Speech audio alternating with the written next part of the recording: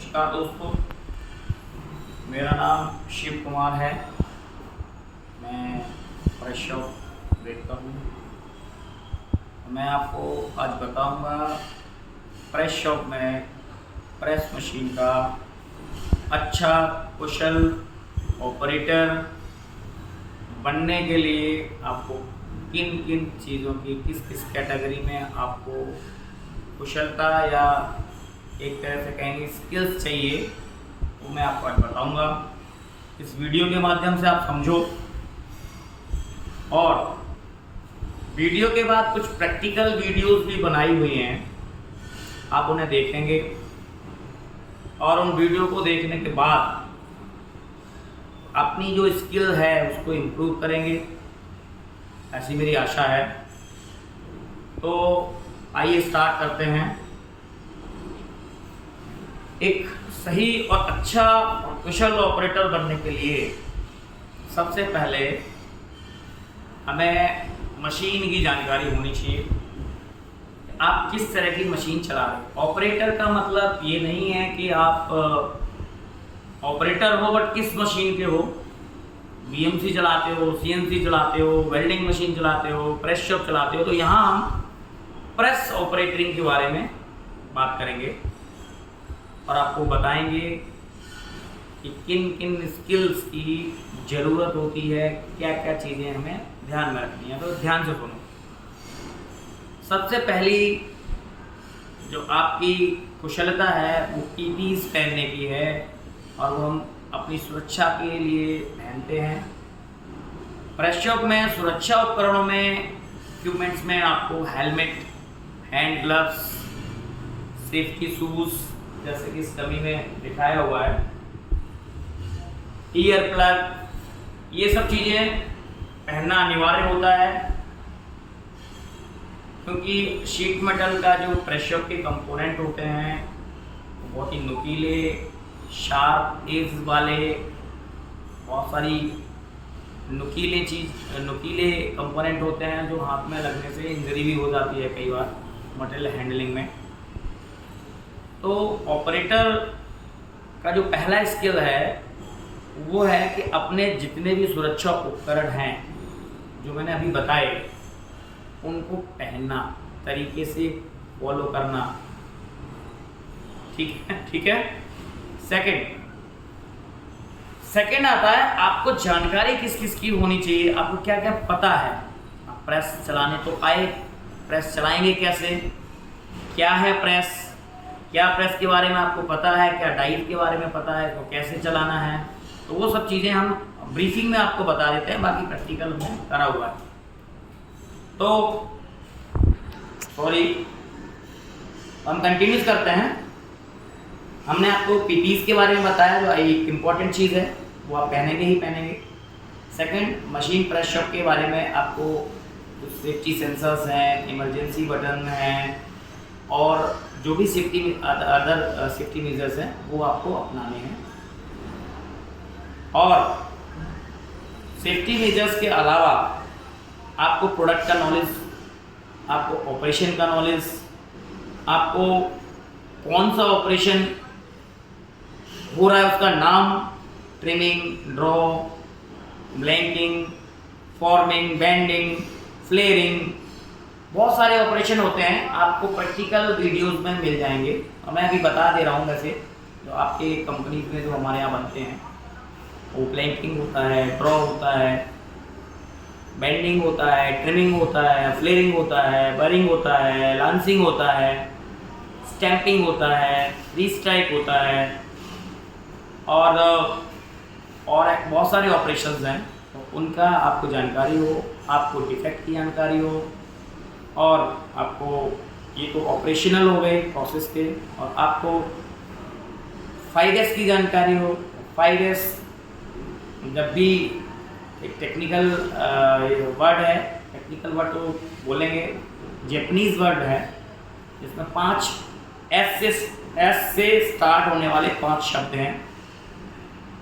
सेरी, सीटोन, सीसो, सीकेत्सु, सीत्सुके। अब इनमें इंग्लिश को हम इंग्लिश में इन्हीं एस को 5 बार अगर बोलेंगे तो sorting set in order, shining, discipline और नहीं डिसिप्लिन नहीं सॉरी, इसको पहले माना नहीं करा। अरेंजमेंट और फिर डिसिप्लिन, मानकीकरण, स्टैंडर्डाइजेशन। आप इंग्लिश में मैं दोबारा फिर बता देता हूँ। Sorting, set in order, shining, standardization और डिसिप्लिन, ये इंग्लिश में हो गए। अगर हम इसको हिंदी में बोलें तो हिंदी में जाएगा छटनी, छांट लिया, शॉर्टिंग हो गया।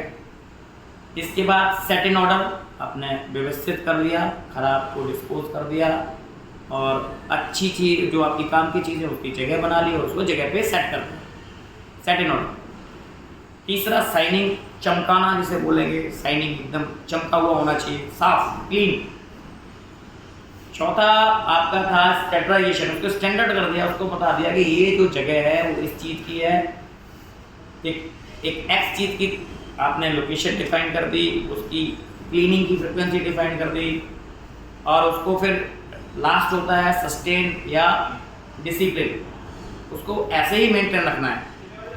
तो अगर हम मोटा मोटी अगर 5S में देखेंगे तो हर चीज़ की जगह हो और हर चीज़ आपकी जगह पे हो, यही 5S है।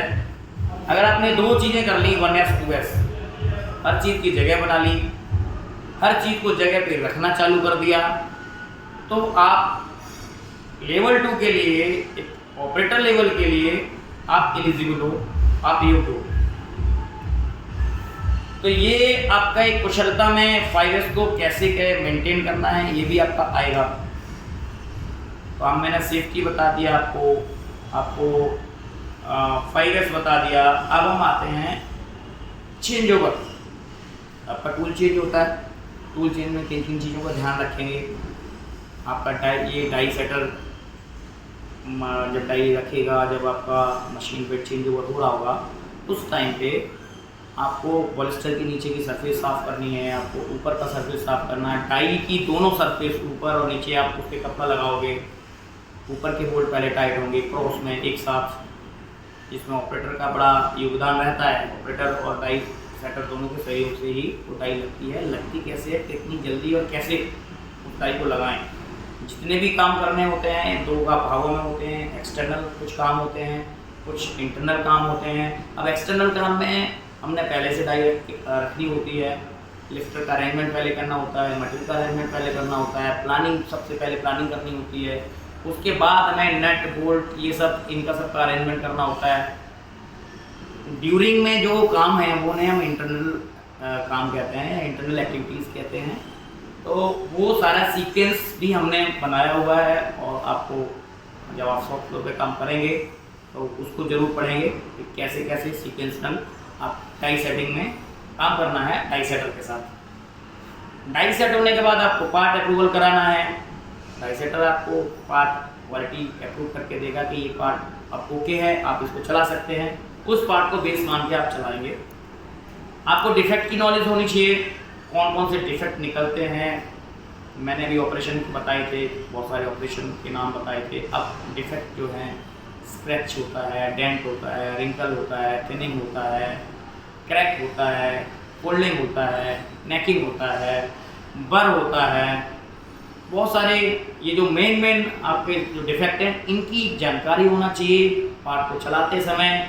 अगर इनमें से आपका ये सारे विजुअल है, ये सारे के सारे विजुअल है, क्रैक, थिनिंग, बर, फोल्डिंग, ये सारे विजुअल है, रिंकल वगैरह, इनको देखना है, इनको देखते हुए चलाना है। ये आपकी कार्य कुशलता को बढ़ाएगा।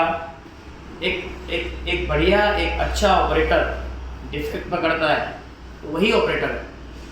नहीं तो पुश बटन दबाना है, पार्ट को लगाना है और फिर जो है उस पर ओके में डाल देना है जी मैं ऑपरेटर हूँ, ऐसा नहीं। तो जो पीपीज पहनेगा, जो सारे इक्विपमेंट जो मशीन में दिए हुए सेफ्टी मेजर उसको चेक कर लेगा, मशीन चेक शीट होती है उसको भर लेगा, उसको डेली मॉनिटर करेगा, डेली भरेगा, सुपरवाइजर से पूछेगा।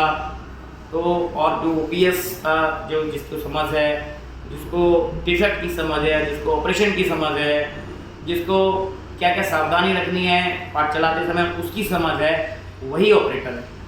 और मैंने करीब 11 हमारे स्किल पॉइंट्स हैं, उन 11 के 11 को आपको आने चाहिए। तो ये ऑपरेटर्स की कुछ मैंने स्किल्स बताई हैं, आपको बिल्कुल हिचकिचाना नहीं है। आपके ऑपरेटर के जो भी डाउट हैं, जो उसके मन में सवाल हैं, उनके हम जवाब देंगे। आप हमसे सॉफ्टवेयर पे पूछो, आप इंजीनियर से पूछो, आप डाई सेटर से पूछ सकते हो। आपको अगर कुछ भी डिफ़िकल्टी आ रही है मशीन को चलाने में और आपकी कुशलता को हम कैसे और ज़्यादा इम्प्रूव कर पाएँ, उसके लिए आप निरंतर हमसे सॉफ्टवेयर पे आपके मशीन चलाने के दौरान आप पूछ सकते हो, हम उसको बताएंगे और आपको बढ़िया तरीके से ट्रेन करके और एक अच्छा ऑपरेटर बनाने का हमारा लक्ष्य है, जिसे हम मेरी कोशिश है और कंपनी की कोशिश है हम आपको एक अच्छा ऑपरेटर स्किल दे पाएँ। और इसके लिए हमने जो प्रैक्टिकल छोटे छोटे वीडियो बनाए हैं उसको आप ज़रूर देखिएगा। ये हमारी बनाए हुआ वीडियो है, मैं इसी क्लिप के बाद आपको देखने को मिलेंगे। ठीक है, ओके, धन्यवाद।